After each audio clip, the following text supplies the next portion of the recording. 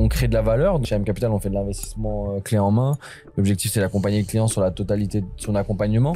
Et la base pour aller chercher de la rentabilité est quand même de créer de la valeur.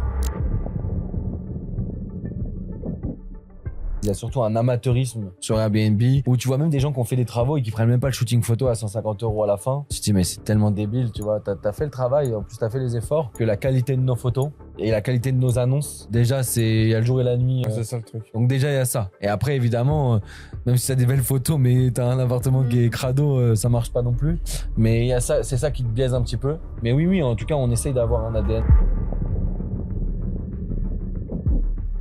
Tu vas pas faire le même appartement si tu fais la Reine des Neiges à Disney, le Puy du Fou, un appartement commercial et à Épernay, tu fais des appartements pour le champagne. C'est les archis qui sont pas bons. Parce que c'est pas parce que tu as du budget que tu peux faire un beau projet. Au moins, tu dois être capable de faire un beau projet sans budget. Et le jour où je t'en donne, enfin où tu en auras, là tu fais une dinguerie de l'espace. Bonjour à tous, bienvenue, nouveau podcast. Je suis pas tout seul, je suis avec Arthur Framery, fondateur d'AM Capital. Bon, maintenant vous le connaissez, je pense. On a Amandine aussi avec nous, architecte. Bonjour. Responsable architecture. Aujourd'hui, on s'est réunis pour du coup parler d'architecture. J'ai plein de questions à te poser concernant l'architecture, du coup, toujours la même chose. Et Arthur, toi pour ramener ton expertise, t'as fait un move très très smart. Dès que je suis arrivé dans la boîte, au début, je ne l'avais pas trop compris. Quand tu m'as dit, voilà, bienvenue, là, t'as des architectes. Je dis, oui, mais ils viennent d'où? C'est à qui? T'as dit, c'est à moi aussi. C'est à qui? Un porte-clés. et ouais, en vrai, t'as fait un move smart en créant du coup un cabinet d'architecture et du coup, le cabinet de conseil d'investissement immobilier. Déjà, ma première question, c'est pourquoi un cabinet d'architecture? Et voilà. Merci pour ce moment. L'objectif, ça a été... Au début, d'ailleurs, Infini a été créé il y a un peu plus de 2 ans, mais on avait déjà des architectes en interne au sein d'AM Capital. Très très rapidement, c'est devenu assez évident d'avoir des architectes en interne parce que on crée de la valeur. Donc, chez AM Capital, on fait de l'investissement clé en main. L'objectif, c'est d'accompagner le client sur la totalité de son accompagnement. Et la base pour aller chercher de la rentabilité est quand même de créer de la valeur. D'ailleurs, dans n'importe quelle activité, dans n'importe quel domaine. Et donc, nous, dans l'immobilier, c'est d'acheter un bien en dessous du prix du marché, souvent en friche, et de le réaménager, le rediviser et le rénover, lui donner une nouvelle vie. Et ça, c'est grâce au travail des archis et évidemment après de la société de travaux. Mais au début, ça se passe sur l'ordinateur. Et donc, c'était complètement logique. Au-delà de ça, c'était aussi d'avoir un vrai ADN dans les projets qu'on sortait et que, au fur et à mesure, quand on se retrouve avec des portfolios, comme vous faites au marketing, qu'on sente qu'il y a une vraie patte, in fine, donc le cabinet d'architecture d'AM Capital, et qu'il y a une cohérence sur les projets qu'on sort. Il y a aussi une vraie plus-value à mettre en avant au niveau des clients et qui se sentent vraiment accompagnés sur cette partie-là. Et puis, au-delà de ça, il y a plein d'investisseurs qui font pas appel à des archis. Moi, j'en ai très très vite compris l'intérêt. Dans un premier temps, pour un souci d'économie, les gens pensent qu'ils perdent de l'argent quand ils font appel à un archi, mais en fait, c'est bien au contraire parce qu'ils vont faire des économies sur des matériaux, c'est-à-dire ils vont avoir un résultat qui va être, vous connaissez par exemple la maison que j'ai sur la côte Fleurie. Les gens pensent que tu as 400 000 € de travaux, mais pas du tout. C'est plus dans les choix architecturaux qui ont fait que le rendu rend haut de gamme, mais c'est pas forcément avec des carrelages à 300 € du mètre du carrelage. Et donc, c'est plus la cohérence du projet qui fait que c'est sympa à la fin que vraiment payer cher des matériaux. D'ailleurs, la maison à qui je l'ai acheté avant, c'est des gens qui avaient mis des matériaux chers, mais moches. Et donc, désolé, hein. Mais donc, j'ai vite compris que ça me faire gagner de l'argent d'avoir une archi. Et ça dépend de tes exploitations, mais quand tu fais de la location saisonnière et du para-hôtelier, pour moi, c'est complètement obligatoire. Les gens qui font eux-mêmes leur déco sur le Airbnb, ils ont pour moi rien compris. Surtout que ça devient de plus en plus concurrentiel. Et donc, mettre une balnéo au milieu d'un salon ne marche plus. C'est spoiler alert, ça marche plus du tout. Il faut proposer autre chose, un vrai univers. Et au-delà de ça, pas forcément un univers, mais une cohérence sur la totalité du projet. Et c'est le travail des archis. Donc, Long story short, toujours eu cet ADN, toujours eu cette envie d'avoir un ADN fort, d'avoir la ressource en interne, d'être réactif du coup, parce que tu travailles pas avec un freelance à l'extérieur. Là, on est réactif. Si on en a besoin un limo, on collabore directement et on continue à faire grandir le pôle, donc qui est co-dirigé aujourd'hui par Amandine et Oumaima. Et trop content de. Moi, c'est un pôle où je prends beaucoup de plaisir à travailler avec les filles, surtout sur la dimension artistique. On a cette vision, quand on rentre dans le logement, on sait presque déjà à quoi il va ressembler à la fin. Et c'est elles qui le mettent en action sur son ordinateur. Donc voilà. Honnêtement, trop content d'avoir cette ressource en interne et qui va faire que grandir. De toute façon, moi, j'avais fait ce jeu-là, je crois, la semaine dernière. J'étais allé sur Airbnb et je tapais des villes un peu dans des zones où on fait des investissements. Tu reconnais tout de suite l'ADN Capital et les autres. Mais vraiment, vraiment, vraiment. Alors, c'est intéressant que tu dis ça. Je pense qu'il n'y a pas que ça. Évidemment, il y a l'ADN Capital. On essaye de... D'ailleurs, on peut même encore... On va aller encore plus loin dans cette idée-là. On n'est même pas encore où on veut être. Mais oui, il y a une patte, c'est sûr et certain. Mais il y a aussi... C'est pas le sujet du podcast aujourd'hui, mais on peut juste en faire une parenthèse. Il y a surtout un amateurisme sur Airbnb où tu vois même des gens qui ont fait des travaux et qui prennent même pas le shooting photo à 150 € à la fin. Tu te dis, mais c'est tellement débile, tu vois. T'as fait le travail, en plus t'as fait les efforts. Donc déjà, je pense que c'est ça qui te choque, c'est que la qualité de nos photos et la qualité de nos annonces, déjà, il y a le jour et la nuit. C'est ça le truc. Donc déjà, il y a ça. Et après, évidemment, même si t'as des belles photos, mais t'as un appartement qui est crado, ça marche pas non plus. Mais il y a ça, c'est ça qui te biaise un petit peu. Mais oui, en tout cas, on essaye d'avoir un ADN. On essaie en tout cas d'avoir on a une expertise qu'on met en place parce que ADN, on peut pas tout le temps faire. On n'a pas la même déco sur la totalité de nos logements où il y a toujours. On s'était dit ça à un moment d'ailleurs, tu te rappelles? Mais avec genre tout le temps les mêmes formats arrondis. Mais tu vas pas faire le même appartement si tu fais la Reine des Neiges à Disney, le Puy du Fou, un appartement commercial et à Épernay, tu fais des appartements pour le Champagne. Tu vas pas faire la même chose. Même les goûts, les attentes des clients et la patte de l'architecte entrent en compte. Et donc, forcément, avoir une ADN similaire sur tous les chantiers, enfin, tous les projets, ça reste compliqué. Ouais. Ou alors, tu fais du normalisé et c'est pas du tout ce qu'on vend. On veut vraiment faire du personnalisé. Bah, du coup, concernant Airbnb et la page de garde, tu réfléchis à ça, toi, Amandine, dans tes projets? Est-ce que tu optimises le bien pour vraiment avoir une belle vue? Ouais. On peut pas, dans tous les cas, on est toujours obligé nous de réfléchir en se disant ce sera une future annonce Airbnb. Donc on a forcément cette vision de se dire dans mon logement, je dois avoir une pièce, un angle de vue qui va claquer et qui aura un vrai impact sur la rentabilité du bien, puisque c'est la première image qu'auront les locataires, les clients du bien. Donc, on y réfléchit toujours. Et puis, selon les budgets qui sont alloués à l'archi, à l'ameublement, etc., on ne peut pas forcément faire des pièces optimisées ou hyper décorées sur les 4 murs. Donc, on choisit un mur qui va être plus sympa que les autres et qui sera mis en avant après sur les plateformes. Et on réfléchit quand même, pour la majorité des biens, on réfléchit comme ça. Moi, par exemple, quand je rentre dans un logement, je mets mes mains comme ça. Et je regarde ma vue. Et je me dis quelle vue on va travailler. Tu vois? Directement, je te jure, je fais vraiment cet exercice. Je suis là comme ça. Et ok, ça, c'est ma photo. Ça veut dire que là, sur cette photo, ce que vient expliquer Amandine, c'est quand on a un projet où le budget il est un peu plus serré, par exemple, on va réfléchir à cette optimisation. Comme je disais, on va pas travailler les 4 murs.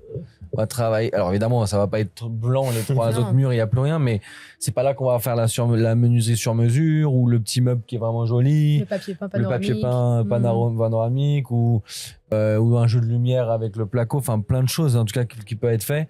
Mais on va vraiment miser sur ça et faut avoir cet angle-là. Sur Airbnb, tu as la photo de profil et après, si tu travailles bien, tu as un carrousel de 4 photos. Les gens font ça c'est de la stratégie d'annonce parce que quand tu scrolles sur Airbnb, tu regardes la première et tu regardes la deuxième. Tu te les tapes jamais toutes. Tu fais ça, non? Ouais, non, c'est vrai. Donc ça veut dire que il faut qu'on ait la photo de profil énervée et les 4 photos derrière pas mal. Donc en vrai, par exemple, quand on n'a pas de budget, c'est vraiment les projets on n'a pas de budget, mais pas le choix, tu vois, il faut quand même performer. Si le toilette et la salle de bain dans l'appartement ils sont propres, c'est-à-dire qu'il n'y a pas de problème technique, il n'y a pas de fuite, il n'y a rien. Peut-être qu'on va pas capitaliser sur ces pièces-là, on va juste changer le miroir, vraiment pas grand-chose. Mais du coup, on va pas les mettre en avant. C'est-à-dire, dans l'annonce, ils y seront, t'as pas le choix. Enfin, faut être transparent. Mais ça sera loin dans l'annonce. On va pas capitaliser sur cette partie-là. Il faut bien rappeler qu'après, voilà, les toilettes, les salles de bain, quand même, sont dans le thème du logement.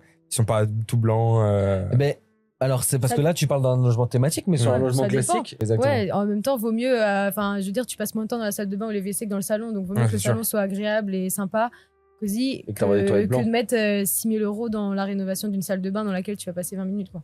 Ok, ouais, sûr. Ouais. Et pour vous, c'est lequel le point de vue le plus opti et le mieux à prendre en photo dans un logement? Ça dépend. Ça dépend si tu as une vue mer, si tu as une terrasse. Évidemment, on va essayer de capitaliser là-dessus, puisque c'est un atout du bien. Et dans les cas où on n'a pas un tel point de vue, généralement, c'est les pièces de vie quand même. Ça peut être soit la cuisine ouverte si on est sur un bel espace. Sinon, généralement, les salons quand même, qui sont les pièces dans lesquelles on passe le plus de temps quand on est en voyage, en vacances. Enfin, voilà, dans tous les cas, c'est généralement les pièces de vie. Ok. Et comme disait, pièces de vie, salon, souvent le plus important. Après, il y a des endroits où c'est ultra atypique. On va avoir, j'ai l'idée là d'un logement qu'on a fait, enfin du para-hôtelier, on a fait un local commercial à Bordeaux. La façade, elle est incroyable, elle est bâtiment de France. C'était un... Une ancienne dorure. dorure, ouais. Il travaillait l'or. D'ailleurs, on a fait tout le concept à l'intérieur autour de ça. En gardant la même couleur que la façade. D'ailleurs, je pense que les ABF nous posent déjà pas mal de contraintes. Mais on a fait tout le concept autour de ça. Je pense que là, il y a un intérêt à avoir même une photo peut-être de l'extérieur avec une partie de la façade et qu'on voit tout l'intérieur. Je sais pas, mais en tout cas, il y a un vrai truc à faire autour de ça. Donc, la logique fait que tu mets souvent le salon ou La balnéo, quand il y en a. Voilà, exactement. Quand tu as une balnéo, par exemple, tu as un logement avec balnéo. Si tu as balnéo rétroprojecteur, faut que les gens ils voient directement les intérêts. Mais comment te dire, par exemple, là, on fait un logement où ils ont un accès à une rivière avec un bateau et un pédalo. Incroyable. Bah là, il faut qu'on mette. En fait, c'est l'attrait le plus important. Ouais, c'est sûr. Tu vois ce que je veux dire? Ouais, c'est sûr, c'est sûr. Et d'ailleurs, là, on parle d'Airbnb, mais c'est la même chose sur de la longue durée. Toi, tu loues une maison pour tes enfants, tu sais que tu veux un jardin, bah, tu vas montrer la maison avec le jardin. Sympa. Il faut que tu te dises que c'est du marketing à ce moment-là. Donc, on avait fait un logement sur la marina de Deauville. Et ben là, il faut. En vrai, la première photo, c'est pas le logement. C'est de montrer que. C'est vu T'es sur le port. Ouais, t'es sur le ponton. Ouais. Tu vois? Ouais, c'est sûr. Là, tu vois, T'auras envie de. Hop, regarder un peu. en vrai, c'est le coup de cœur. C'est. Ok, intéressant. Et en parlant de shopping list, je vous ai demandé à Amandine, ta plus grosse shopping list, tu penses à s'élever à combien? Et. Bon, en vrai, ça va. C'est plutôt c'est par rapport à la totalité du projet. Ouais, pour des locations pour durer 10 personnes, on est entre 25 et 30. Avec la cuisine. 30 000. Cuisine, tout compris. Et parfois, enfin, t'as l'extérieur aussi. Oui, salle extérieure, terrasse, tout le mobilier, toute la fourniture, donc l'utilitaire, et puis matelas, enfin vraiment tout compris, entre 25 et 30. Et sache qu'on marche pas chez M Capital sur la shopping list. Donc dedans, en gros, t'as le prix de la shopping list et t'as à peu près 20% qui correspond à, d'ailleurs c'est même pas nous, c'est un prestataire, mais qui correspond à la commande, le stocker, l'affréter sur site. La mise en place. Et la mise en place montage. de tous les meubles et l'extraction de tous les déchets. Et il y a 20%. Donc voilà. Mais quand elle dit 30 000, c'est cuisine incluse, toute la shopping list décoration, toute la shopping list pratique. Donc si par exemple c'est de la location saisonnière, rotation des draps, 3 rotations. Et après, s'il y a des extérieurs, on met des options. S'il y a des terrasses, des jardins. Mais du coup, c'est quoi le projet? Parce que du coup, c'est une shopping list par appartement. Mais pour répondre à ta question, c'est plus combien? C'est quoi le plus gros budget? C'est-à-dire plusieurs logements que tu as fait? Je pense que c'est à Boulogne-sur-Mer, 80 000. Ah, 80 000. Pour un immeuble de 5 logements. Ouais. Ah ouais, c'est énorme. Donc un avec balnéo, etc. Donc, et là, les 5 logements sont meublés. Donc, ouais, ils sont cadres. 80 000. Très bon. Incroyable. Ouais, non, mais c'est sûr. Ça fait, en fait, t'as un peu plus. Alors, sur les gros, c'est différent. J'ai pas le chiffre en tête. Mais sur les shopping lists classiques, on a à peu près 300 références. À peu près. Et t'as du coup, t'as un support, entre guillemets, plus rapide pour. Enfin, voilà, tu vas pas sur Ikea, tu tapes fourchette et. Bah, nous, on a internalisé toute la partie vraiment utilitaire. On a un fichier dans lequel c'est rempli automatiquement et selon le nombre de locataires qu'on a, on coche la case. Donc pour tout ce qui est couette, fourchette, casserole, etc., c'est du pré-rempli. Et nous, on a déjà fait en amont toute cette recherche. liste-là qui ne bouge pas en fait selon les logements. Sur des produits qui sont durables. Oui, c'est qui ont ça. été testés Tout en ce qui fait. est couette, oreiller, enfin tout ça, voilà, c'est déjà pré-rempli en amont. On a juste à cocher la case qui correspond au nombre de couchages. Et par contre, pour la shopping list avec tout le mobilier, la déco, etc., c'est fait vraiment, c'est personnalisé pour chaque projet puisque chaque projet aura son ADN et donc non, c'est vraiment En personnalisé. fait, ce qu'il faut que tu comprennes, pour bien comprendre pour les gens qui vont regarder, c'est que je dirais qu'il y a 3 façons de gérer sa shopping list.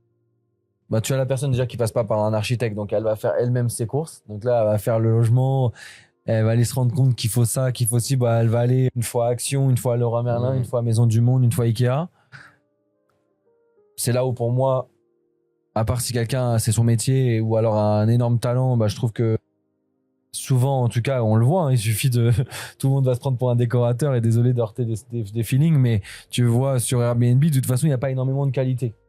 Donc ça veut dire qu'il y en a plein qui se sont trompés et en fait du coup ils manquent de la cohérence parce qu'ils font du random picking. Non, tu le Ouais, sens en dans gros les ils images, vont vraiment. tiens Action, c'est pas mal ça. Ils mettent une plante Après, derrière. c'est du raffinement. Ouais. Ouais, exactement. Donc bon, bah t'as ces gens-là. Ok. Ensuite, t'as dans l'investissement locatif, certains de nos concurrents par exemple, où ils vont faire des sites de packs immobiliers. On peut en citer quelques-uns, du Easy Immobilier, du Ameublé A. Et en gros, t'as 5 types de décoration, Et vintage, direct, bohème, Industriel, Ah ouais, classique. industriel. Des thèmes vraiment. Et en Ouais. fait, t'as le même appartement que le voisin. Mm. Et après, t'as des meubles aussi de qualité. Voilà. Mais nous, ça nous arrive d'ailleurs, on travaille avec eux, hein, sur de la longue durée, pour des clients qui n'ont pas envie de mettre un peu plus de budget. Nous, notre conseil, le conseil, c'est de mettre, honnêtement, la variation de prix, c'est à peu près 30%. Mais pour avoir énormément d'appartements, je conseille fortement de ne pas mettre des immobiliers ou ces autres sites internet. Ça ne veut pas dire qu'ils font de la merde, hein, ces gens-là. Ça veut dire que leur positionnement, c'est de proposer du prix. Et donc, ils le font bien.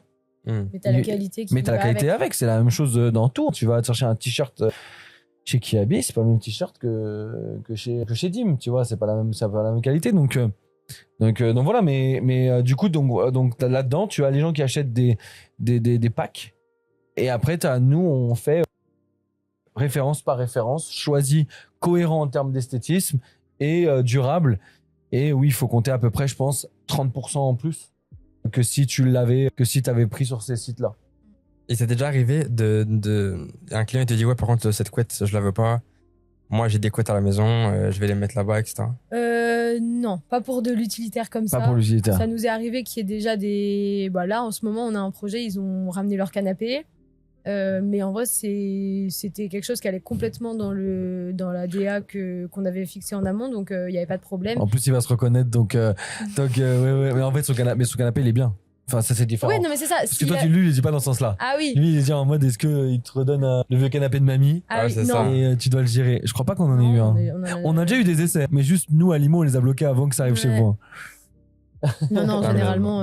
Puis même nous, même si ça m'arrivait demain et que ça n'allait pas du tout dans le moodboard qui avait été réalisé en amont, j'aurais aucun mal à le dire au client que là, ça va juste flinguer l'attrait de l'appartement, ou du logement sur les plateformes. Tu le vois, de toute façon, sur un de leurs meubles. Et... Pour économiser 8 canapés, ça vaut pas le coup, quoi. En fait, 800 €, c'est beaucoup, tu vois, dans le quotidien Bien de sûr, quelqu'un. Mais pour moi, c'est plus une réflexion d'un investissement global. Il faut le prévoir au début. D'ailleurs, Easy Immobilier le fait très bien. Ça te permet de. Je fais pas de la pub, j'ai pas d'action chez eux, mais tu peux l'intégrer comme nous on le fait, tu peux l'intégrer dans le projet global. Du coup, ça te permet de dire, OK, si je dois faire ce projet, j'ai 180 000 €, je dois faire rentrer ce canapé. De mettre moins de déco, moins de coussins, de mettre un lampadaire plus simple, mais de juste venir économiser les 800 € plutôt que de venir mettre un max de déco et un élément qui va ruiner tout le travail en amont qui a été fait, quoi. D'ailleurs, pour rebondir là-dessus, quand tu as un budget qui est un peu plus serré, comment tu gères, je connais déjà la réponse, mais je trouve ça intéressant, comment tu gères ton choix des produits, tu vois, par rapport à ton budget? Tu sais que tu es un peu serré, mais comment tu fais pour que ça fasse toujours du waouh pour gérer ton budget? Il y a quelques variables quand même. Ça va être de mettre des matériaux qui sont nobles, quand même, parce que ça apporte une touche. Tu peux être très minimaliste. Si tu as des beaux matériaux, bah, ça claque. Si tu es minimaliste et qu'en plus de ça, tu as un effet bois qui est pas joli, bah, tout de suite, tu es dans le cheap à fond. Et puis, ça va être dans la sélection fine. Vaut mieux moins, mais beau, qu'un max de petites décos, de petits objets de plaid, etc. et qui sont pas beaux. Ok. Donc, moi, je préfère mettre moins de déco, mais des beaux matériaux que de mettre. Moi, j'aime bien comment vous trichez. Enfin, tricher, c'est pas le mot tricher, mais par exemple, parfois, ils mettent enfin, dans le salon, ils vont mettre un très bel objet. Et après, le reste peut être simple. Je donne un exemple. Tu vas avoir un super beau papier peint panoramique. Et t'as juste le tapis qui va matcher avec. Mais après, la table basse, elle est ultra simple. Le canapé est ultra simple. Un beau Tout est ultra luminaire, simple. une applique murale qui claque. Un beau luminaire, ça attire le regard. Ça fait toute la finesse de la déco. Et puis après, si le reste est simple avec un canapé assez classique beige, ça Dans le va logement très de bien Douai, passer. moi, le Douai, pas la Love Room, mais l'autre, t'as le papier peint panoramique, il est incroyable. T'as des luminaires, elles sont incroyables. Après, le canapé et le tapis, c'est un canapé gris et le tapis qui match beige un peu avec le truc. Et c'est ça, c'est OK. Et même celui de Dunkerque, là, le grosse maison sur le carnaval de Dunkerque, mais en mode jolie architecture, pas rentrer dans la simplicité, dans la facilité. Bah, celui-ci, tu vois, on a dû gérer le budget et c'est plus des jeux de peinture que des trucs ultra chers, en fait. Et je sais pas si tu pourras afficher des photos, mais en vrai, c'est grave cool ce qui est fait autour des portes, autour des cadres. De se dire, là, il y aura un cadre, je vais travailler de la peinture autour d'un cadre. Bah, en fait, alors évidemment, tu peux plus bouger le cadre après, parce que le mur, tu peux pas changer à ta guise, quoi. Mais en vrai, c'est jouer, là, pour moi, celui-ci, c'est une masterclass on n'avait pas un budget non plus extensible, mais à la fin, on a quand même fait un truc ultra bien, grâce à la décoration. Tu vois, ça fait, comme je te disais, 3 ans et demi qu'on a des archis, peut-être même 4 ans. Hein. Et au début, j'avais ce problème-là avant que les filles arrivent. Maïma, ça fait plus de 3 ans qu'elle est là. Mais avant, la génération d'avant, où Maïma, et il y en a eu une pendant d'ailleurs, il me disait, moi, pour faire un projet ouf, il faut que j'ai de l'argent. Alors forcément, il faut que tu aies du budget. C'est un peu la croyance de tous les archis. Et si tu veux que je te parle vraiment cash, pour moi, c'est les archis qui sont pas bons.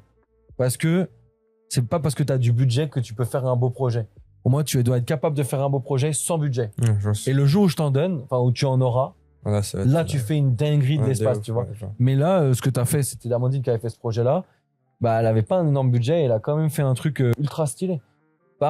Alors oui, elle doit peut-être aller un peu plus loin dans sa réflexion et être ultra créative. Pour moi, c'est vraiment, tu peux avec la créativité. Et c'est là d'ailleurs que la prestation d'un architecte d'intérieur prend tout son sens. Et ça, pour moi, c'est même, ça en devient même obligatoire en fait. Peut-être j'ai un immeuble de rapport et je vais faire de la longue durée. Peut-être tu peux te dire je peux le faire tout seul. Pour moi, tu en as besoin sur la partie technique à ce moment-là. Un peu moins sur la partie esthétique. Et d'ailleurs, vous faites moins plaisir là-dessus à ce moment-là. C'est plus de l'économie d'échelle sur les matériaux, sur la réflexion technique, sur les normes DPE, sur la création de colonnes Enedis, sur le PC ou DP à la mairie. C'est plus ces choses-là où on est pertinent sur des grands ensembles, sur de la longue durée. Mais sur de la courte durée, pour moi, c'est obligatoire. T'as pas le choix. Ok, et je voulais te poser aussi la question, en termes de shopping list ou même de personnalisation du bien, comment tu fais pour te projeter dans 5, 6, 7 ans et te dire ce bien-là, il va pas vieillir bizarrement ou quoi, tu vois? Au niveau de l'esthétique ou de C'est la ça. shopping list? En vrai, les deux, c'était aussi ma deuxième question. Est-ce que la shopping list évolue selon les tendances Oui. ou pas? Bah, on est forcément influencé par les tendances. On vit avec notre temps, il faut vivre avec son temps et on est forcément tout ce qui nous entoure. Nous, quand on est dans le processus de créativité, on est forcément influencé par ce qu'on voit autour. Mais faut pas que ça prenne le dessus sur effectivement, on a besoin d'un logement qui va perdurer dans le temps et qui doit continuer à être rentable sur les années à venir. Pour ça, tout à l'heure je parlais des matériaux, mais c'est hyper important. Le choix des matériaux, de pas prendre des choses qui sont forcément hyper marquées tendance, voilà. Et, donc matériaux nobles, des revêtements vraiment nobles et des intemporels. Ça peut être dans le choix des mobiliers, etc. Mais quand même, on a forcément des pièces qui sont quand même plus marquées tendance et c'est obligatoire. Je vais pas faire un appartement tout beige avec que de l'intemporel pour être sûr qu'il il fonctionne sur 10 ans. Je préfère quelque chose qui soit un tout petit peu plus marqué, mais que sans prendre trop de risques non plus, dans 3 ans, il sera complètement démodé, quoi. Mais même en vrai, les gens se lassent d'une décoration chez eux parce que c'est chez eux. Oui. Et parce que souvent, ils ont voulu faire un mur rouge fluo, orange et violet, on voyait. Enfin, à l'époque de nos parents, ils ont envoyé. Rouge, d'autres violet, d'autres marron. Ouais. Et du coup, tu te dis, bah, ça, t'en peux plus. Tu vois, c'est comme les cuisines vernis rouges, là. C'est sûr que tu peux plus l'avoir, ta cuisine. Ouais. Mais ça, c'est chez toi. Nous, dans le Airbnb, le mec, il vient 2 jours, 1 semaine. Lui, pour lui, au contraire, il faut que tu lui fasses vivre ce que il doit sortir de ses murs blancs. C'est ça, en vrai. Tu vois. Donc, en vrai, tu vas pas lasser les gens. Pourquoi? Parce que c'est tout le temps des nouveaux voyageurs. C'est sûr. Donc, pour moi, il peut mal vieillir dans le sens où tu dois l'entretenir. Tu dois peut-être tous les X années mettre un petit coup de peinture ou des choses comme ça, mais il peut pas mal vieillir. Ta décoration ne peut pas mal vieillir que si, pour moi, c'est dans du très thématique. Par exemple, si on fait du Puy du Fou, le Puy du Fou va pas bouger. Un deuxième parc de France, ça va pas bouger. Et on parle de l'histoire d'il y a, je sais pas combien de centaines ou milliers d'années. Donc en vrai, ça va pas être has-been. C'est déjà depuis longtemps. Et après, moi, où je dirais juste de faire attention, c'est sur les concepts. Par exemple, les appartements conceptuels vraiment thématiques. Tu fais un Roi Lion, il va jamais bouger. Tu fais un Reine des Neiges, c'est bon, c'est ancré. Reine des Neiges, ça va jamais bouger. Mais par contre, tu fais un Squid Game. Casa de Papel. Un Casa de Papel, là, les chichas Casa de Papel, comme on a vu, les kebabs Casa de Papel. Bah voilà, en vrai, c'est bon, c'est fini, en fait. C'est pas devenu Harry Potter. Donc c'est là où, pour moi, là, ils ont un risque. Et ils vont peut-être devoir refaire leur appartement. Ouais. Est-ce que tu penses qu'il marcherait, par exemple, là, c'est bête, hein, mais un Casa de Papel à Madrid, là où il y a eu la banque, etc. Ouais, je pense. Peut-être un peu plus, ouais. Et puis, par exemple, on l'avait pas fait ce projet, mais on avait l'occasion de racheter une banque, une ancienne caisse d'épargne, et dedans, il y avait 600 mètres carrés de coffres. Incroyable. Et on voulait faire un immeuble de rapport. Et du coup, là, tu peux te dire... c'est d'ailleurs trop marrant. C'est la même chose, la même histoire. J'étais à Agen pour le travail, et je travaillais dans un coworking, et c'était une ancienne banque. Il est magnifique, le coworking, d'ailleurs. J'ai plus le nom. J'aurais pu leur faire un petit coup de pub, mais j'ai plus le nom en tête. Mais c'est le seul d'Agen, d'ailleurs. Et vraiment incroyable. C'est une chaîne. Et c'était pas encore exploité, mais ils avaient la totalité du sous-sol qui était les anciennes, les coffres. Et là, ils réfléchissaient à faire un escape game dedans. Ah oui, ouais. C'est trop bien, ça. T'as l'occasion. Ouais. Incroyable. Mais oui, parce que là, tu vas loin, et ça marcherait parce que tu es dans la capitale, et qu'il y aura toujours des adeptes de Casa de Papel. Ils ont quand même fait mal. Enfin, c'était quand même bien, le truc. Donc, je pense que oui. Mais si tu fais un Casa de Papel à Lyon, je pense qu'il est KO. Ouais, sûr. Tu vois, il a marché 3-4 ans parce que c'était marrant. Et au bout d'un moment, c'est plus drôle. En fait, les nouvelles générations, ils connaissent juste tout simplement, quoi. C'est comme si là, je te parle, et pourtant, ça marcherait quand même, mais toi, je te parle de Star Wars, t'as vu, t'étais déjà dépassé. Ouais, non, en plus, ouais. Alors, je pense que ça marcherait quand même parce que t'as quand même des gros fans. Exactement. Ça dure quand même, hein, Star Wars. Mais voilà, pour moi, c'est ça le seul risque qu'on a dans un appartement. Très poussé, quoi. Ouais, quand tu fais des concepts qui sont quand même. Et de mode, genre, de la hype. C'est-à-dire que tu sais pas si ça va exactement. Je vois ce que tu veux dire. Mais sinon, pour moi, en tout cas, moi, j'en ai beaucoup des logements thématiques. Moi, je suis pas fan du neutre. Hein. Là, j'ai des clients en tête, ils avaient trop voulu simplifier. Et nous, on leur dit, attention, à Limo, on vous a pas prévu ça sur la rentabilité. On vous a prévu quelque chose de beaucoup. Là, tu fais du Nexity, c'est du Kaufman & Broad, c'est pas bon. Sur la location saisonnière, tu dois faire vivre une expérience aux gens. C'est d'ailleurs, je pense que dans le deck, le pitch de Airbnb, quand ils ont démarré cette startup, c'était ça. C'était faire vivre des expériences aux gens. Sûr. Là, ils le mettent plus en avant, sur Airbnb. Bah oui, tu vois, t'as vraiment ce truc immersif, des trucs comme ça. Les logements qui flottent, t'es dans un bus, ils le mettent. Et c'était l'essence d'Airbnb. C'est vrai qu'ils le mettent de plus en plus en avant. Bah, on va reprendre avec les logements à thème. En vrai, j'ai fait un peu au hasard. Je vais mélanger. Je vais suivre.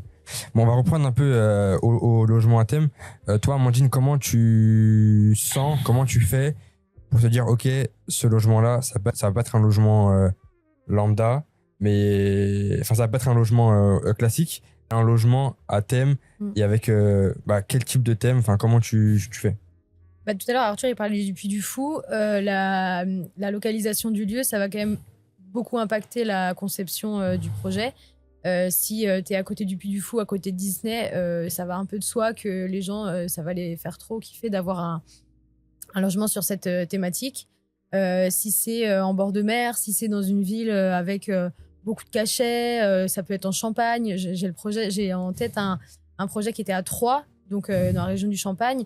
Et du coup, on avait fait tout un concept autour de la feuille d'or, de la bulle, Enfin, voilà, on avait joué là-dessus et ça va être à chaque fois la localisation, la ville, l'histoire du bien. Tout à l'heure, Arthur, il parlait d'un doreur, enfin d'un ancien local d'un doreur à Bordeaux.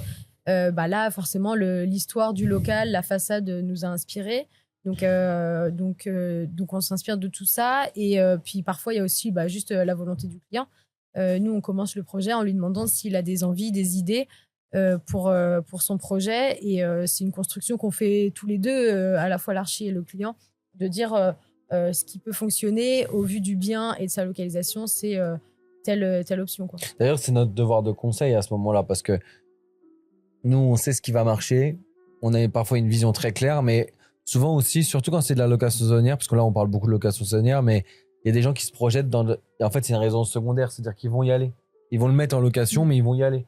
Et du coup, ils ont des envies personnelles. Donc, on essaye de bien placer le curseur sur est-ce que vous voulez, faire plaisir à vos enfants ou faire plaisir à vous sur ce que vous allez faire dans votre logement, ou est-ce qu'on est vraiment là pour créer une cash machine et gagner. Donc ça va être un curseur qui va être important de placer avec le client. Et c'est la même chose pour la décoration. Donc, mais si en tout cas il n'y a pas l'avis du client, dans tous les cas, tu es obligé de faire quelque chose de cohérent, tu vois, par rapport déjà, parfois, en vrai, faut pas dénaturer l'appartement, le logement. S'il a déjà des caractéristiques fortes, on part dessus. Sinon, je sais pas, un faux plafond, même un faux plafond quelque chose, on va essayer de le conserver dans la mesure du possible. Des belles portes anciennes, des fenêtres avec un charme, on va le conserver. Des poutres apparentes. Ouais, des poutres apparentes. Là, on avait un logement avec plein de bois à l'intérieur, des vieilles portes en bois stylisées, travaillées. Ça, on les a conservées. Des niches, etc. Dans la mesure du possible, on essaie de pas dénaturer le bien, à moins de repartir complètement de zéro. Auquel cas, là, on a une feuille blanche. Mais généralement, on essaie toujours de concevoir autour de la partie. C'est dommage de dénaturer, tu vois. Là, d'ailleurs, l'espèce de petit salon qu'il y avait au fond avec toutes les boiseries. Enfin, il y a eu un travail de menuisier incroyable qui est peut-être aujourd'hui pas forcément des plus modernes, mais retravaillé, il peut être ultra modernisé et en adéquation avec ce qu'on va faire derrière. Tu fais la conception autour de ça. Moi, je sais que pour ce projet-là, je savais que j'avais plein d'essences de bois différentes. Okay. Donc, je devais composer avec ça. C'est pas la chose la plus facile de faire... mais c'est un travail qui nécessite de la recherche quand même, d'être sûr du résultat final, mais on conçoit autour de l'existant pour pas dénaturer le projet. Genre là-bas, tu vois, il y avait plein de petits trucs, c'est moi qui les sourçais, c'est bien. Tu avais une porte qui était super belle, arrondie là de la cave. Tu avais le, comment on appelle ça, les anciens trucs pour chauffer là. Les poêles. Il y avait un poêle qui était magnifique en fer forgé, qu'on va réutiliser. En fait, tu avais plein de petits éléments où en gros tu te dis, mais ça doit être la shopping, ça doit être le mood board en fait. On prie pour pas que le client il nous dise je veux de l'industriel, et là tu fais non. Alors ça arrive rarement, mais quand ça arrive, on essaie vraiment de le sensibiliser en lui disant s'il te plaît, fais pas ce gâchis. En fait, c'est pas ce qu'on t'a vendu à Limo, mais au-delà de ça, c'est ton bien, pas de problème. Mais là, tu peux vraiment faire un truc incroyable. Je t'assure qu'il faut pas repartir en industriel. À un moment, il y avait la mode de l'industriel. C'est une petite histoire là, ça va faire mal au cœur d'Amandine. Il y a une cliente, horrible. Elle avait déjà fait son bien, donc elle n'est pas passée par M Capital, elle est juste venue sur Infine. Et elle nous mandate, mais elle est déjà propriétaire et elle veut commencer la démol la semaine prochaine. On l'a fait avec MJ. MJ, il était fou, mais en même temps, je le comprends. La cliente, elle nous dit, je veux de l'industriel, je vais casser les 2 cheminées en marbre. Ça, c'est le pire pour une archi, et puis même pour tout le monde. C'est débile, tu vois. Des moulures, ces styles. Je vais casser, je veux de l'industriel. Attendez, c'est pas terminé. On va en parler, c'est un aménagement en 2 logements. On fait l'aménagement, on donne les plans au fur et à mesure du chantier. Vite, fallait aller trop vite au départ. C'était horrible. Hein. Parce que du coup, ils allaient plus vite à la démol que nous, on allait à faire tout, en fait, tout le projet. À la fin, elle n'aimait pas la déco industrielle. Alors qu'en fait, elle nous avait fait un mood board, Pinterest, et elle voulait revenir, du coup, à de l'haussmannien. Oh putain. Et donc, du coup, elle nous a réorienté sur un projet haussmannien, À tout mélanger. mais il n'y avait plus les cheminées, surtout. Non. Bah oui, parce qu'ils avaient déjà cassé. Bon, ça, c'est de sa faute après. Mais, C'est de sa faute, mais. Horrible ouais. Ouais, c'était fou. Et bah, déjà, c'est quelqu'un qui n'a pas écouté les conseils au départ. Et au-delà d'écouter, nous le sachant, on s'en fout. En vrai, c'est juste d'avoir du bon sens. T'as un logement, enfin, tu vois, t'as des logements dans Paris et même dans plein de villes. Juste la cheminée valorise le bien. Ah, c'est sûr. Ouais. Oui, puis c'est des économies de composer autour de l'existant et de le conserver. Bah, ça fait des économies on repart pas d'une page vierge Exactement. à ajouter du charme dans un tout autre style, en fait, de composer avec ce qu'on a. Et ouais, pour moi, c'est des économies. Et en plus, pour ceux qui veulent plus de leur cheminée, ne la cassez pas, s'il vous plaît. Revendez-la sur le bon coin. C'est vraiment une cheminée? Les cheminées en marbre, c'est des plaques en fait. C'est une structure et c'est des plaques. Souvent, c'est des plaques d'habillage. Ouais. Et tu peux les racheter. Et c'est incroyable en vrai. Mais même les vieilles portes, les vieilles fenêtres, les vieilles menuiseries, tout se revend. T'as un vrai marché. Incroyable. Faut pas les jeter. Un artisanat qui se perd, faut pas les jeter. Mais en tout cas, c'est très intéressant de comprendre ça, que tu t'adaptes un peu au logement et que derrière, bah, tu valorises le bien à 1000%. Et les gens, et en plus, ok, bon, tu auras toujours un marché du moderne, on sait faire, on a fait de la villa ultra moderne, mais en tout cas, je sens quand même qu'il y a de plus en plus de gens qui veulent reconnecter, surtout quand ils vont dans du Airbnb, à de l'authentique, à l'endroit où ils se déplacent. Tu vas en Bretagne, tu vas en Normandie, ils veulent connecter à l'endroit où ils vont dans la ville. C'est en adéquation avec les visites qu'ils font la journée, avec l'histoire. Et du coup, pourquoi avoir le même moderne qu'ils ont à Issy-les-Moulineaux? Moi, j'aurais le seum. Si je suis chez moi, que je vais dans un autre logement qui ressemble au mien, pourquoi j'ai bougé? Ça sert à rien d'avoir bougé. Hein. Ok. J'avais une idée de logement à thème dans ma tête. Et je veux juste que tu me dises en vrai si ça passe ou ça passe pas. Imaginons que c'est à côté d'une forêt ou d'un bois, etc. Est-ce qu'un logement à thème Halloween marcherait ou tu penses pas? Un logement Halloween? Ouais. À l'année. Moi, j'aurais peur le fait qu'Halloween, c'est qu'un jour. En plein mois d'août, là, il fait 30 degrés dehors, t'as envie d'aller te mettre. À côté d'une forêt, à côté d'un lieu. Horreur, alors, peut-être, mais Halloween. Oui, horreur, Halloween. Mais horreur, ça veut dire que c'est quoi? C'est que tu fais un logement en escape game? Ça, les mecs ont fait ça, c'est pas mal. Mais. Il faut aussi un côté cheap, en fait. Ouais. C'est quand t'es dans des trucs hyper décorés comme ça, c'est un budget, en fait, de meubler quelque chose à thème. Avec, tu vois, enfin, je sais pas, un truc d'horreur. Là, t'es sur de la décoration à la Disney. Hein. Ouais, c'est ça. Il faut vraiment des gens qui sachent faire des faux décors. C'est pour commander des masques sur Amazon avec du faux sang. Clairement, ça va être éclaté. Mais par contre, tu vois, un truc qui peut être grave cool, on est dans l'ère de l'écologie luxe, les logements éco-luxe, là, je sais pas si ça s'appelle comme ça, mais les lodges et tout ça. Là, par contre, ça peut grave bien marcher. Tu fais un logement côté bois, tu fais une vitre sur la fenêtre et tu vois l'extérieur.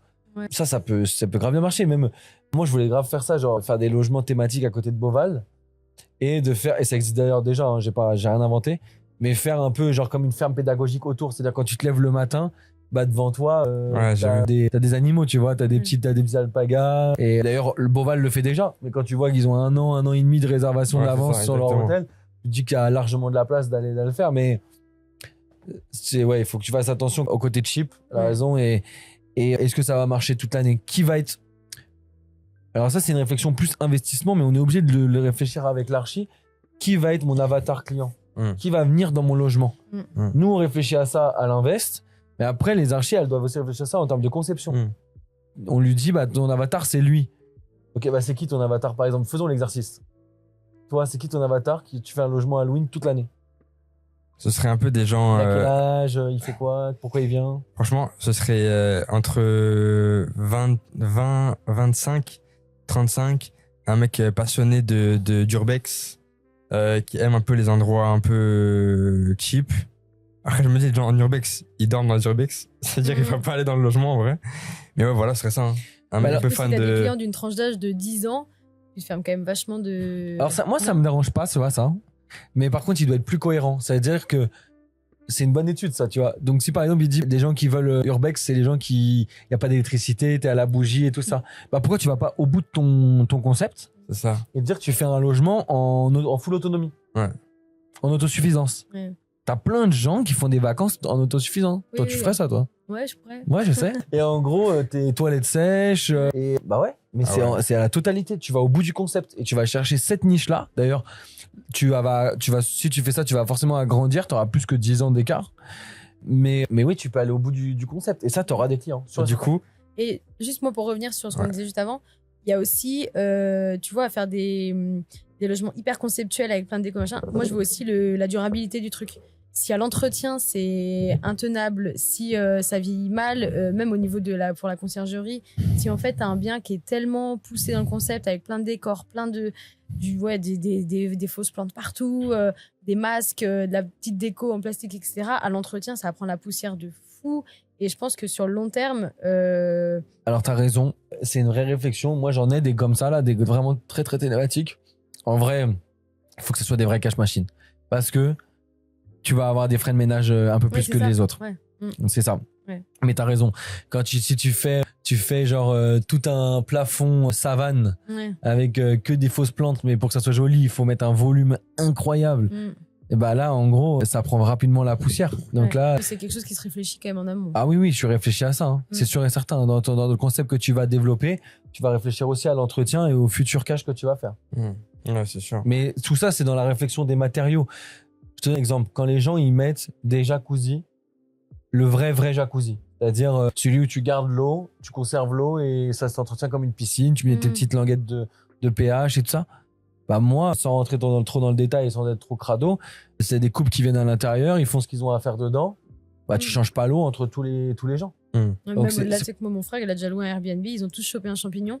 Parce que dans le jacuzzi, l'eau était pas clean, quoi. Sur une loc à 12, ils étaient 11 à avoir chopé le champignon. Bah oui, mais mais tu sais que moi, j'ai eu à titre personnel un jacuzzi comme ça.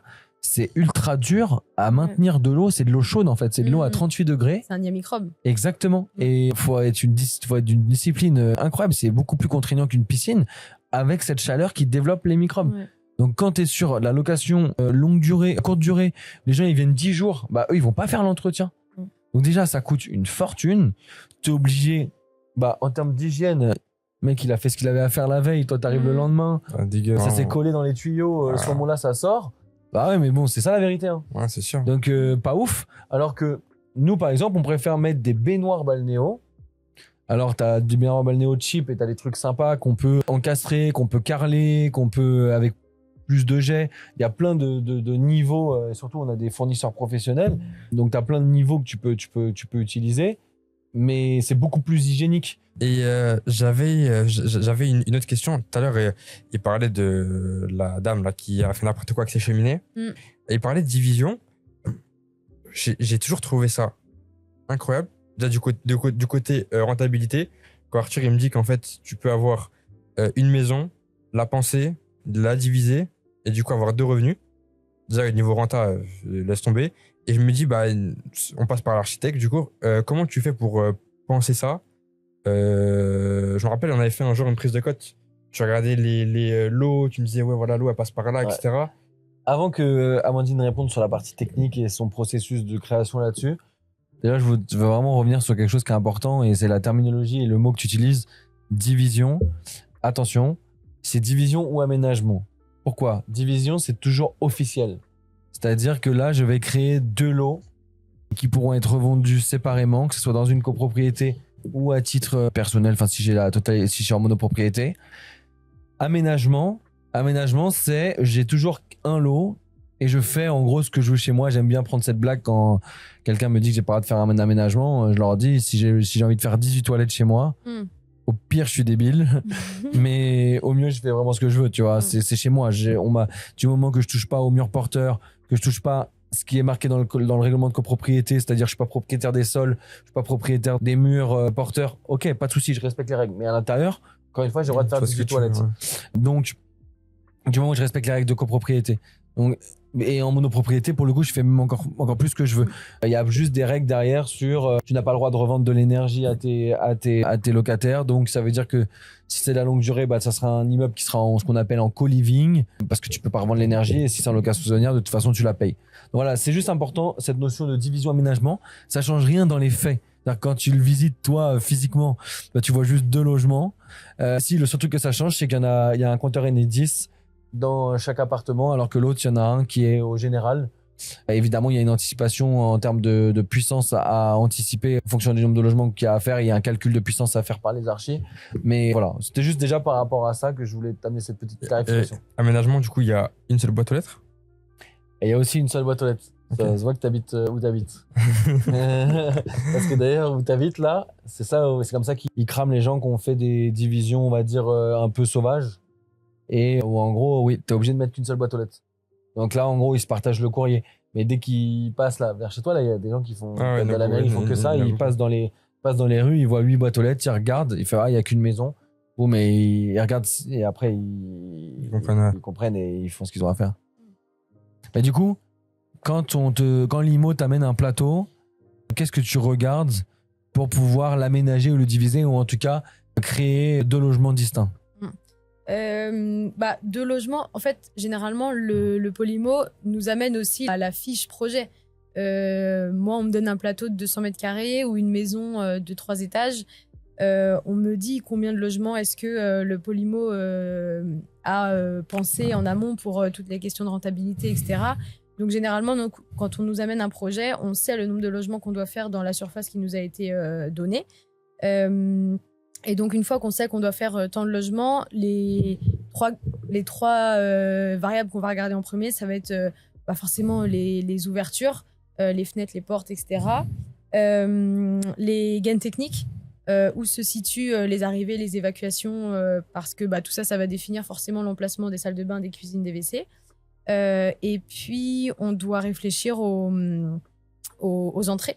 Aux portes d'entrée, savoir si on doit nous créer des sas à l'intérieur du logement ou bien si on a un logement qui a par exemple 2 portes distinctes l'une de l'autre, auquel cas ça facilite, ça définit, en tout cas ça facilite pas toujours, mais ça définit l'implantation des 2 logements. Donc ça, c'est les 3 critères. Alors attends, je crois qu'on en a oublié un. Donc aménagement, parcours client, Ouais. Enfin client ou locataire. Les ouvertures. Les ouvertures. La gaine technique. Et les murs porteurs. Ah oui, les murs porteurs. Les murs porteurs, qui peuvent être contraignants parfois. Oui, mais c'est vrai que c'est un peu moins une contrainte que les autres, parce que si on est chez nous, on met nos IPN, on ouvre comme on veut. Si on est en copropriété, c'est un peu plus dérangeant parce que il faut demander à la copro de pouvoir casser le mur porteur. Et souvent, on est soumis à l'architecte de la copro qui valide ce qu'on fait. Okay. Honnêtement, on met pas trop notre nez là-dedans, à part si c'est une superbe affaire. Et souvent, quand on est au dernier étage, ils nous font un peu moins, ils nous embêtent un peu moins. Mais oui. Et sinon, il y a aussi mur porteur quand même. En tout cas, c'est pas une vraie contrainte. Moins grande mais contrainte, c'est juste coûteux. mais ça en reste une. Ouais. Donc ça, c'est important, tu vois. Et nous, c'est le travail des archis. Et souvent, on leur demande de valider notre travail. Mais par contre, c'est déjà au travail de l'investisseur, nous, du Polymo chez M Capital, mais dans la vraie, pour tout le monde, c'est avoir la vision au départ. C'est-à-dire, je rentre dans un logement, j'arrive à avoir des yeux bioniques où je vois plus les murs porteurs. C'est vraiment ça qui je me mets dans les coins, tac, je vois pas ce mur porteur, je tape, ok, je le vois plus. Ok, comment j'aménage? Ok, la colonne technique, elle est là. Là, j'ai mon évacuation. Ok, là, je vais coller mes 2 toilettes dos à dos. Là, je vais faire mon mur. On va en parler après. J'imagine mes divisions, je vois la lumière, je vois les entrées. Ok, c'est bon. Moi, je voudrais maintenant que tu parles des éléments à pas oublier quand tu fais ta division, quand on met un aménagement, mais en tout cas quand tu sépares ces 2 logements. Qu'est-ce qui est primordial pour que ça vive bien, que quand toi t'es dans ton salon, t'entends pas le mec dans sa chambre et autres bruits bizarres? Le cloisonnement, c'est un élément essentiel de la division pour le confort des locataires. On va opter pour des cloisons SAD qui vont diviser les 2 logements. Les cloisons SAD, c'est des cloisons avec 2 ossatures, avec un vide d'air entre les 2 ossatures qui fait qu'on va avoir une performance acoustique plus importante. On va opter pour du BA13 phonique. C'est plein de choix de matériaux et de maçonnerie de cloisonnement qui va permettre d'avoir un confort acoustique des 2 côtés, isoler le plancher ou le plafond. Ça c'est quand même hyper important. Ouais, tu dois pas juste poser le mur, tu dois même isoler un peu plus loin sur le plafond et un peu plus bas. Ça doit vraiment être une caisse en fait. J'avais fait le test. J'avais fait le test. J'avais fait le test moi des cloisons SAD, notamment à Nanterre. Les deux logements. Déjà, Arilis m'avait expliqué que les toilettes elles étaient vraiment dos à dos. Idem pour la salle de bain. et j'avais fait le test. J'avais mis un autre collaborateur dans un logement et moi de l'autre côté. Je toquais, je créais, j'entendais vraiment rien. Ouais, c'est pas mal. Hein. C'est vraiment bien. Alors que c'est quoi, c'est pas un vrai mur en dur, quoi. Non. C'est du placo. Ouais, c'est léger. Ouais, c'est vraiment léger. C'est léger, mais c'est hyper C'est performant. un ensemble de couches. Mm. C'est surtout ce vide au milieu. Mm. Donc voilà pour la division. Évidemment, nous, c'est des projets qu'on essaye, division aménagement, on essaie de beaucoup trouver. Des maisons qui sont faites. Quand on rentre dans une maison, on va regarder souvent, encore une fois, c'est modifiable, mais ça coûte de l'argent. On va regarder où est-ce qu'est positionné l'escalier. Des immeubles en ville, hein, parce qu'il y a beaucoup d'immeubles en ville qui sont pas encore divisés. Donc, il faut qu'on fasse le travail après. On va regarder la position de l'escalier pour pouvoir faire les parties communes et faire des appartements à chaque étage. Pareil, on va avoir des immeubles où tu as un accès directement par la boutique. Donc là, on est obligé de faire une DP en mairie, retravailler la façade pour créer une porte des parties communes, réduire la façade, réduire un peu le local commercial pour faire le couloir, pour monter dans les parties communes. On va aussi aménager des locaux commerciaux. Moi, à titre perso, j'ai fait ça. J'ai acheté un PMU, j'ai fait 4 logements dedans. Ça, on en fait beaucoup pour les clients. Voilà, l'objectif, c'est de créer de la valeur, d'aller chercher un maximum. Ah, ça me fait penser à les clients qu'on a à côté d'Orly, où là, en gros, on avait une boutique. Ok. Tu sais, le projet jaune et marron. Oui, ok, ouais, je vois. Dire le nom. Ouais. En gros, tu as la boutique devant, tu avais un arrière-boutique comme ça se faisait beaucoup avant, et tu avais 2 garages connectés. On a fait une division officielle avec le local devant, qui était un ancien assureur, qui est maintenant un spa pour bébé. Et derrière, on a fait un grand appartement où on a aménagé les 2 garages. Maintenant, c'est des pièces, c'est des chambres. Et l'avant-après, il est incroyable. Hein. L'avant-après, il est incroyable. En plus, tu y étais, ouais, tu y étais pour l'avant. Et après, bah, il y a même l'interview du client qui a dit c'était une dinguerie. Hein. Les 2 garages, et après, tu transformes en. Ça fait comme un peu des lofts. Enfin, c'est super. Hauteur sur plafond, elle est énorme. Tout le salon, c'est qu'une grande verrière ultra atypique. Donc voilà, et là, les clients, ils peuvent revendre séparément. Et en plus, c'était une copropriété. Donc, c'est pas simple. J'avais pas voulu y aller pour pas qu'ils disent que c'était trop professionnel, qu'il était trop accompagné, qu'il venait avec son avocat ou avec quelqu'un. Du coup, j'avais préparé au client tout le dossier et je lui avais préparé tout le discours commercial. Je l'avais coaché avant et il avait été en mode bon père de famille qui veut juste faire son petit investissement et c'est passé comme une lettre à la poste. Si on veut faire que de la performance, de la rentabilité, tu penses que ce serait mieux du coup un plateau qu'on divise en 2 ou un logement à thème qui cartonne? Ça dépend de la localisation. Ouais, c'est quand même, je dirais, un logement divisé avec 2 logements à thème. Mais c'est parce que là, tu réfléchis en mode full performance. C'est intéressant. Ça dépend de la localisation, elle a raison. C'est-à-dire que, par exemple, il y a des endroits, par exemple, je te prends la Côte Fleurie. Bon, même pas, mais t'as les logements, par exemple, ils vont faire 20 000 et 20 000 les 2 en location des T2. Alors que ton logement en ultra thématique, qui est le numéro 1, enfin top 5 du marché, va faire 60 000. Mais il y en a un où tu as 2 sources de revenus. Ah, c'est sûr. Si tu as un dégât des eaux à gauche, ou j'en sais rien, moi, ton toilette qui est bouchée, tu peux toujours louer à droite et payer une partie de tes traites. Ça, je me dis, en termes de performance, je pense qu'ils font ça à la strat, Thibaut, Guillaume, etc. Si le client demande de la performance, ils vont peut-être leur proposer un logement à thème, mais peut-être s'il aura peur, il va se dire logement à thème, j'ai peur que ça se loue pas à la moitié de l'année, etc. Ouais. Du coup, peut-être en second truc, ils vont lui proposer de la division. Ouais, ou alors, par exemple, s'il a les moyens, il peut, genre comme par exemple le gros immeuble de Douai, où à l'intérieur, tu as 2 logements en longue durée, un Airbnb en longue durée, en courte durée, mais assez classique, beau mais classique, et un full performance. Le client, il a géré son risque sur la totalité du logement. C'est sûr. Pour moi, ça, c'est vraiment l'investissement idéal. C'est ce que tu veux faire. J'aimerais tellement. moitié longue durée. Là, moi, c'est sécurisé. Ça, c'est surtout pour les parents. Parce que les parents, eux, ils sont à l'ancienne, ils se disent, longue durée, c'est sécurisé. Et en dessous, un performant. Moi, je pense que j'aurais mis 2 performants. J'aurais mis 2 à thème, directement. Mais après, c'est des questions de personnalité et de goût. Mais oui. Moi, j'aurais fait ça aussi. Mais après, il y a des gens qui sont plus à l'aise avec quelque chose de plus classique. Et après, l'objectif, c'est surtout de bien dormir la nuit et d'être en paix avec ce que tu as fait.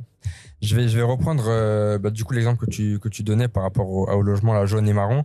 Comme tu disais, au début, c'était un garage. Amandine, ça t'arrive de commencer avec un entrepôt, un plateau brut un truc bien défoncé où il y a 4 murs et de la poussière, tu fais comment? Tu commences par quoi?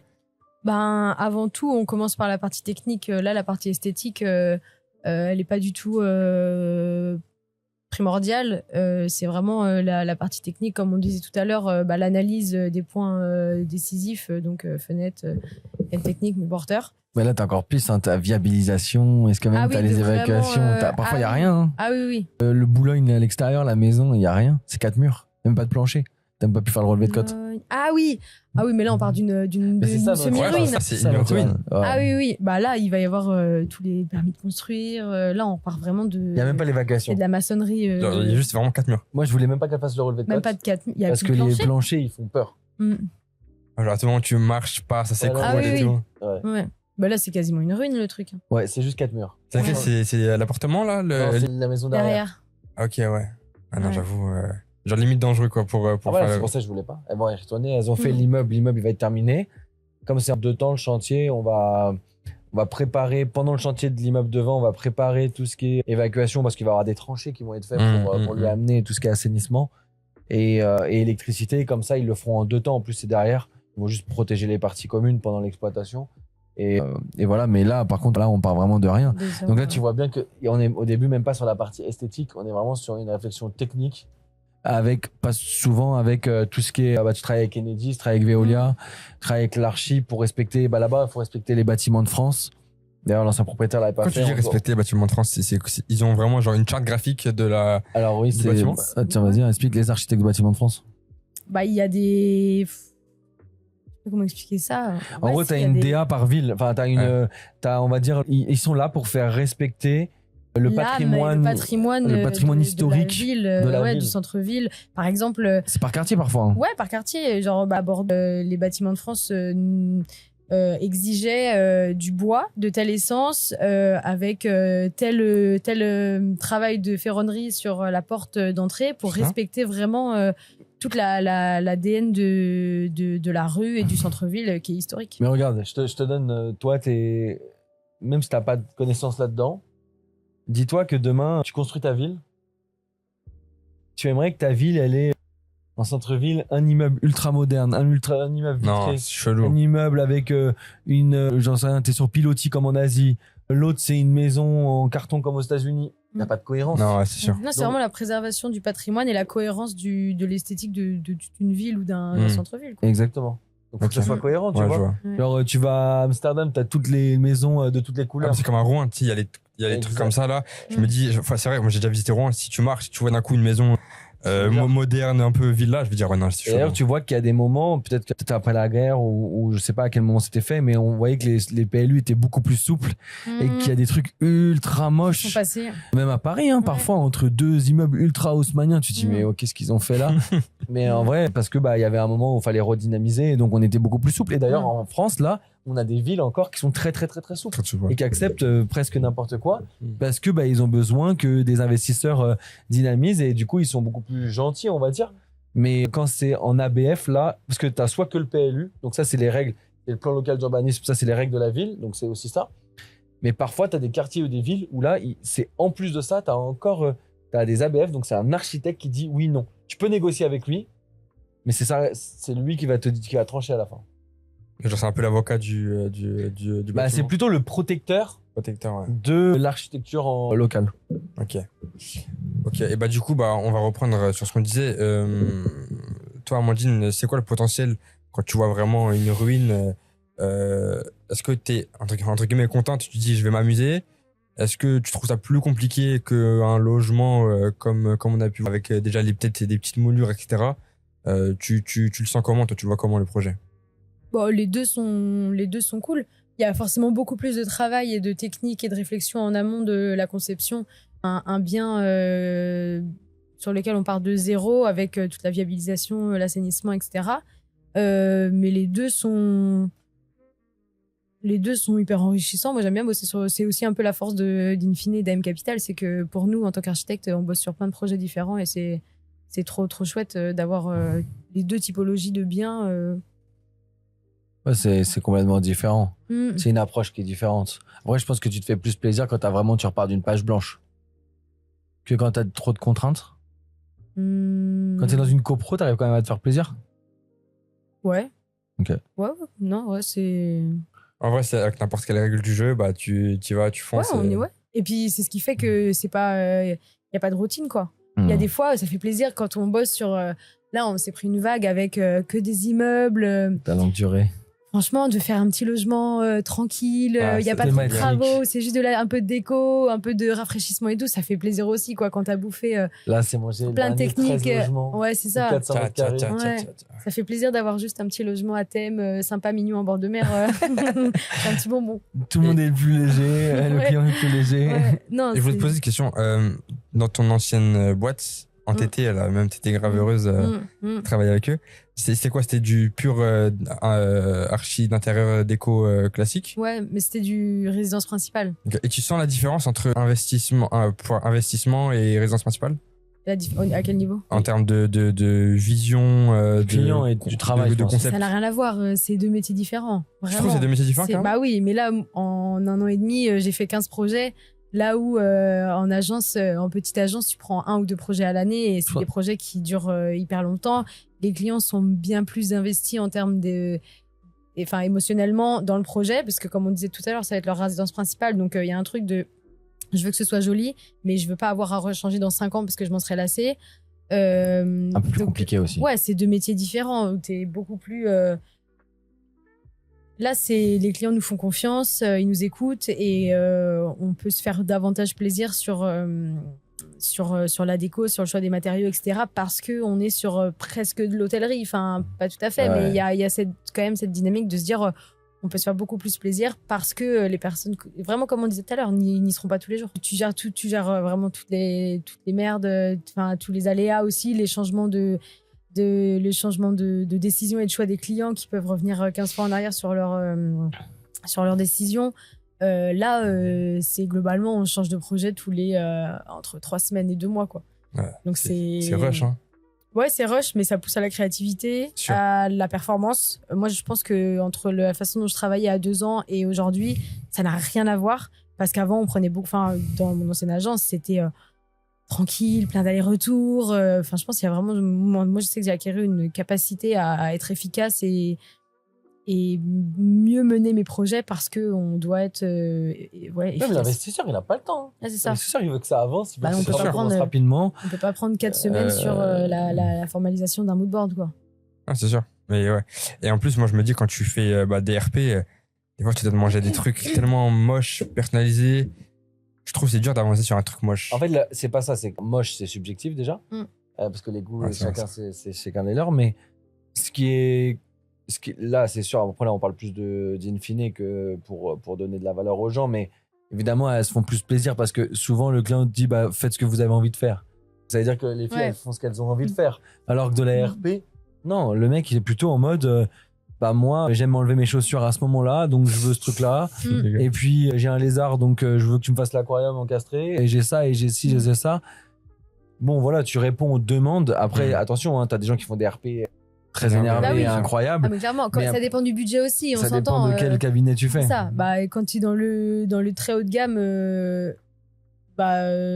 tu peux te faire beaucoup plus plaisir et tu vas avoir des gens qui sont plus enclins à se dire je fais quelque chose de plus travaillé parce que s'il faut que je change dans 15 ans, ça va être plus Exactement. problématique que monsieur, madame, tout le monde qui a envie de faire une maison dans laquelle ils vont vieillir et ils n'ont pas envie de se faire Exactement. tuer à refaire la déco dans 10 ou 20 ans. Quoi. Là, tu faisais des cuisines entre 25 et 50 000 euros, alors que nous, Mm. on fait des cuisines, il faut qu'elles soient belles et qu'elles coûtent pas cher. Et Ouais. qu'elles soient, c'est de la qualité Ikea au Dance. Et en gros, c'est durable, ça fonctionne bien, c'est bien posé. Et on va plus tricher sur la crédence, 2-3 petits trucs sur mesure, changer les poignées. On va plus tricher là, enfin tricher, non, faire en sorte que ça soit différent des autres cuisines. Mais il faut que ça reste dans des budgets ultra, pour de l'investissement. Ok, ouais. Donc ouais, c'est pas le même métier, c'est pas le même travail. Et du coup, Amandine, je voulais te demander quelle a été la plus petite surface sur laquelle tu as été amenée à travailler? Je dirais 18 mètres carrés. Ou 16. Bah après toi, nous 16 mètres carrés. 16, ouais, 16, 18. Bah, c'était le logement à thème à côté de Disney. Ouais. C'était 16 ah oui, ou oui. 18. La Reine des Neiges, c'est Reine- moi le client. Ouais. Ça, on s'est un peu arraché les cheveux parce qu'il fallait caser Je voulais une double douche. une double douche. Et, C'est en mode Pour y aller ouais, avec, t'as 2 la colonnes de personne que douche tu quoi, veux. pour aller à 2. Ok. Fallait quand même caser une petite cuisine ultra optimisée, mais il fallait quand même la caler, plus un grand lit, donc plus le vidéoprojecteur. Enfin bref, c'était vraiment on a travaillé au chausse-pied. Et sinon, on a du 20-25 mètres carrés dans lesquels on doit caser des balnéos. Ça, c'est aussi assez sport. Ou et des ça nous 25 demande mètres pas mal carrés où on doit caler un espace couchage pour de la longue durée. Ouais. Pour faire un terrain bis. Ouais, t'es un bis. Ça, dans 25 mètres carrés, on arrive à caser un coin de nuit, donc ça fera pas 9 mètres carrés. On peut pas considérer ça comme une chambre, mais c'est quand même plus agréable de pouvoir se dire t'as un petit canapé avec un petit salon et un coin de nuit dans lequel t'as ton lit, et comme ça t'as 2 espaces distincts, et ça dans 25 mètres carrés, c'est quand même royal. Ok. Et tu trouves ça dur ou pareil, c'est un challenge, tu dis vas-y. Bah, c'est forcément plus complexe qu'un 35 mètres carrés. Ça demande beaucoup plus de réflexion, et nous, les plans 2D, ça va nous demander. Parfois, on est obligé de s'y mettre à 3 parce que 3 cerveaux, parce que parfois tu satures, t'as retourné la chose dans tous les sens, t'y arrives plus. Donc on est obligé de s'y mettre à 2 ou à 3 et on brainstorm autour du plan. Donc c'est des surfaces qui nous demandent beaucoup plus de travail en amont.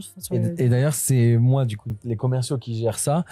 Quand on le vend le projet, les gens se disent c'est un petit logement, donc on doit payer le moins cher. Et en vrai, pas du tout, parce que quand moi après je calcule les temps de travail que vous mettez sur les projets, bah en fait, elle préfère complètement. Enfin, c'est beaucoup plus facile pour elle de faire un 40 mètres carrés que de faire un 16 ou 18. Hein. Ouais. Ça, c'est du Tetris. Hein. Puis on doit caler la douche, le WC, le ballon d'eau chaude, le ballon d'eau chaude, les rangements, l'isolation des PE, les isolations, parfois qui peuvent nous faire perdre entre 12 et 16 cm par mur. Donc en fait, tout ça, c'est Quand tu commences à compter en centimètres, c'est que. Ah bah oui, mais parfois ça fait perdre 1 ou 2 mètres carrés. L'isolation, clairement, sur 16 cm, ça monte très très vite. Là, l'autre jour, on a bossé sur un plan. On avait 2 petites pièces qui avaient été très définies pour être les pièces d'eau. Mais en fait, quand tu viens isoler de 16 cm de chaque côté, et ben on se retrouve avec une pièce qui fait 1 mètre de large. C'est hyper chaud de venir travailler là-dedans. Et donc, nous, c'est vrai que ça nous demande une gymnastique d'esprit qui est vraiment plus importante que pour des surfaces plus confortables. Et tu as des petites techniques maintenant? Par exemple, j'avais visité un logement à Villeneuve-le-Roi, je crois, où par exemple, tu avais une table, mais les chaises, elles pouvaient se rentrer à l'intérieur, se sortir. Est-ce que tu as d'autres techniques comme ça? Oui, on peut avoir... les ça banquettes, va être dans le choix. Les banquettes, typiquement, quand on a des logements avec des angles. Là, dernièrement, où Maïma a travaillé sur un logement, il y avait un angle. On va mettre une petite banquette avec une faible profondeur, ce qui nous permet d'avoir un petit coin repas dans un espace qui est un peu perdu. Un angle, c'est un peu bâtard à aménager. Il y a les lits-coffres qui font bien le taf. Des cuisines hyper optimisées avec le nécessaire, mais compact. On va avoir des rangements encastrés, on va optimiser le moindre petit rangement, la petite niche, etc. Nous, on va venir faire une menuiserie sur mesure pour venir l'exploiter. Enfin voilà, on a plein de petites techniques à terme qu'on... Et ça coûte cher en travaux, du coup. Les petits logements, ils coûtent cher Ça, en travaux parce que c'est full sur mesure. Sur en fait. mesure. C'est ça qui coûte cher. Et moi, j'ai une dernière question, vu que c'était la dernière. Quelle est la forme que tu détestes le plus la forme d'appartement que tu détestes le plus à aménager et celle que tu préfères? Carré. Carré, c'est pénible. Mais toutes les pièces carrées, appartements carrés, c'est pénible. Pourquoi? Ah bon? Je me disais, pour moi, c'était plus facile. Ah ouais, non. Bah non, parce qu'en fait, si tu mets ton canapé dans un angle, où est-ce que tu fous contre un mur, où est-ce que tu mets le meuble télé avec ta télé? Tu vas avoir cuisine, mais qui va occuper pareil un quart de l'espace. À côté, tu vas avoir un angle mort. Ah et oui, puis, en fait, tu dois réfléchir et à la mathématiquement, tu as plus d'espace aussi au milieu qui sert un peu à rien, en fait. De perdu. Donc non, les pièces carrées, c'est pénible. Encore les appartements carrés, on se débrouille avec parce qu'on vient cloisonner, on fait les salles de bain, etc. Mais les pièces carrées, salon carré, chambre carrée, non, chambre, ça va. C'est vraiment... pièce de vie carrée, c'est trop pénible. Mais du coup, un studio comme c'est tout petit, c'est ultra relou en fait. Il faut mieux, parce que moi on l'a déjà fait, il faut mieux 17 mètres carrés rectangle que 22 mètres carrés carré. Tu connais la réponse déjà? Ouais, moi je sais, oui, parce que quand je rentre dans un truc, je sais déjà à peu près où on va mettre les choses dans la tête. Et puis les angles, les logements, les appartements avec des angles, en fait, le client achète des mètres carrés, mais qui sont difficilement optimisables. Et en fait, ça peut être très compliqué d'aménager quelque chose avec un angle parce que on peut pas venir mettre un canapé ou un lit dans un angle, mais on doit quand même utiliser cette surface qui a été achetée. Donc, ça fait partie de la surface totale du bien. Donc, non, je préfère à choisir Royal à un appartement rectangulaire. Merci Ayman. Avec plaisir, tu déconnes. Je pense qu'il y a un... Hein, t'as dit quoi? Elle dit avec plaisir, tu déconnes. Non mais ça va, au début t'avais un peu l'exercice, mais en vrai c'est vraiment la Ça discussion. va. Bah, je préfère les podcasts aux vidéos, je crois.